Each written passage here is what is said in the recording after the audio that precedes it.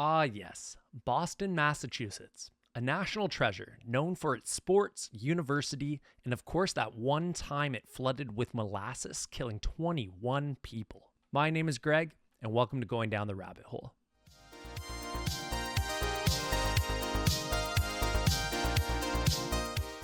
So Boston was first incorporated as a town in the year 1630 by an English Protestant group known as the Puritans. This was a group that sought to remove Roman Catholic practice from the Church of Britain, with the goal of pushing more Protestant beliefs. But that's not what you're here for. So let's just fast forward through the American Revolution. Did somebody say Tea Party? So following America's separation from Great Britain, Boston became a huge cultural hub, resulting in geographical expansion as well as economic growth. Following the War of 1812, industrialized manufacturing became huge, and it made its growth in New England. As a result of this growth, Boston developed a huge scene for manufacturing. This started with textile mills, the Boston Manufacturing Company, but once again, I know that's not what you're here for. Let's fast forward. Okay, stop, that should do. So with industrial growth, as we transition into the 1900s, we see the growth of a company known as the United States Industrial Alcohol Company. And what do you think they made? You guessed it, bath rub. No, it was alcohol. It was alcohol. Industrial alcohol was massively profitable at this time. It was used to develop munitions and weaponry for the First World War. And as a result, these companies would use massive tanks to produce their product. And what do you think that alcohol was made out of?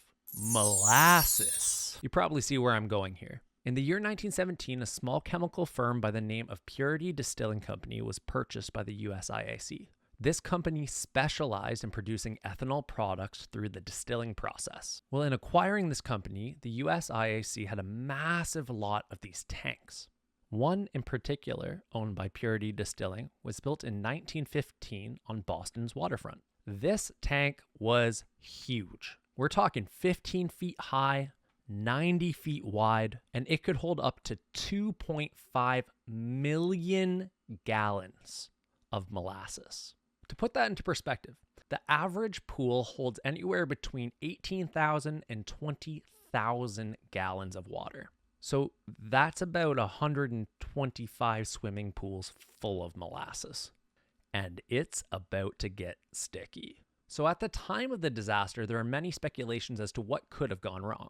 Some news coverage at the time suggested that perhaps during the fermentation process, there's a buildup of pressure which resulted in the tank exploding, and others blamed anarchists for potentially setting off a bomb. However, in an investigation in the year 2014, it was seen that this tank had two main flaws. You know how I said how tall and wide this tank was? Well, wasn't strong enough to hold the weight of all of that molasses. The walls were too thin to support the weight. There's also a flaw found around the rivet design of the tank. Now, this tank didn't have a whole lot of experience being at its full capacity, but on this date, it was. When the tank was at its full capacity, it put too much stress on the rivets, and this is where the first cracks formed. So this was a massive engineering oversight. But not uncommon for this time. This tank was actually rushed into production in the winter of 1915. This was due to the growing demand of industrial alcohol for the First World War. But with that said, there are obvious cracks in this tank. Apparently, children would go up to this tank while it was cracking and leaking molasses with cups to try and fill them up. And once the tank eventually blew, molasses moved terribly fast across the northern part of Boston.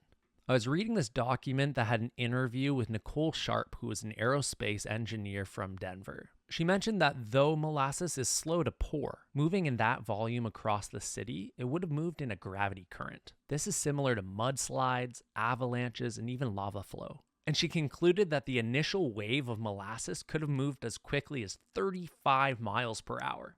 The temperature was mild, so the molasses was actually able to spread across about 2 blocks. Further issues started to arise as the weather started to cool. The molasses became more sticky and viscous, and this caused all sorts of problems, as I'm sure you can imagine. As a result, ultimately 150 people were injured and 21 were killed. This also left northern Boston smelling like molasses for decades. The trial around this against the USIAC lasted for years, and it required input from thousands of witnesses. This produced 20,000 pages of testimony. Ultimately, the USIAC, who was the owner of the tank, was found liable. Isn't that a wild piece of history? If you have any stories or ideas that you want me to deep dive, comment them below.